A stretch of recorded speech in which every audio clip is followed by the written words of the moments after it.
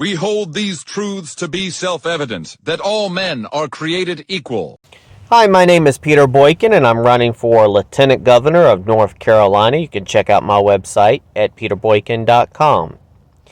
In the resilient framework of our constitutional republic, the First Amendment emerges as a bedrock principle, essential not only to the broader United States, but to the heart of North Carolina. It is the guiding compass that directs the discourse of our diverse citizenry, a compass that should remain unwavering, irrespective of political affiliations. As a devoted constitutionalist and candidate for the role of Lieutenant Governor, I stand firm in my belief that our rights are inherent and extend universally, transcending the often divisive realm of politics. I commit to being a stalwart advocate for the equality of these rights, ensuring that the principles enshrined in our Constitution are upheld with unwavering integrity. North Carolina, with its storied past and resilient character, deserves a representative who safeguards the essence of our constitutional republic.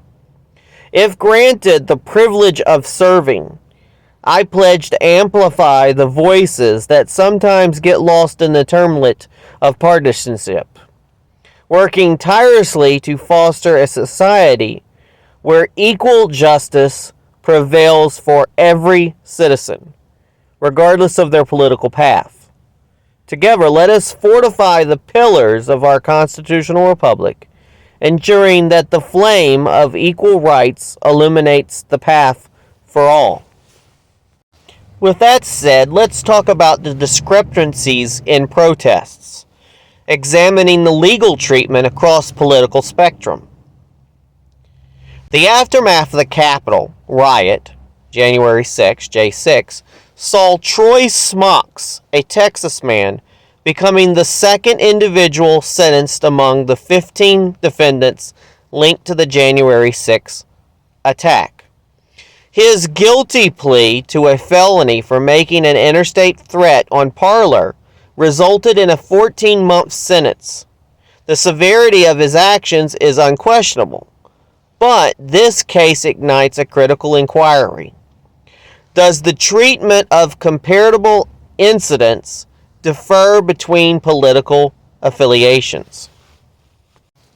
This singular case of Troy Smocks brings glaring attention to the disparity in the handling of protests.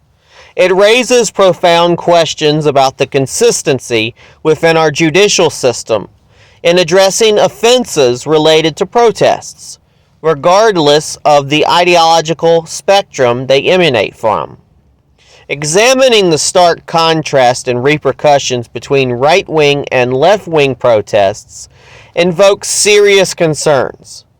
The glaring discrepancies in sentencing between the two wings of the political divide underscore a potential lack of equity in the justice system's approach to protest-related offenses. Media representation adds another layer to this intricate issue.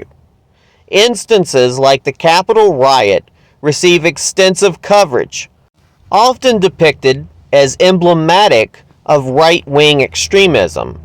However, similar incidents within leftist protests seem to escape similar scrutiny, facing relative silence or leniency from both legal and media domains.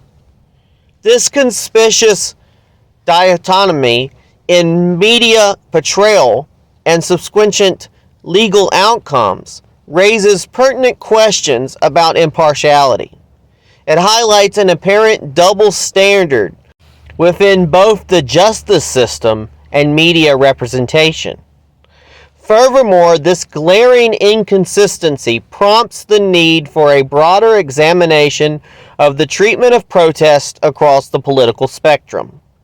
The relative leniency shown towards certain left-wing events when compared to the stringent repercussions following right-wing demonstrations, unravels a complex landscape deserving deeper scrutiny.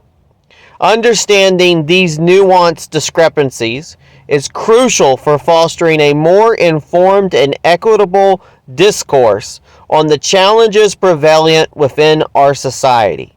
It calls for a rigorous and critical examination of how protests are treated within the realms of justice and media representation, advocating for fair and consistent standards irrespective of political affiliations. If I'm elected as Lieutenant Governor of North Carolina, I would be committed to addressing the glaring disparities in the treatment of protests. Troy Smock's case underscores a pressing need for impartiality in our justice system. I pledge to champion fair and consistent standards, ensuring that the First Amendment rights of all citizens are upheld, regardless of their political affiliations. Together, let's strive for a more equitable discourse and a justice system that reflects the principles we hold so dear.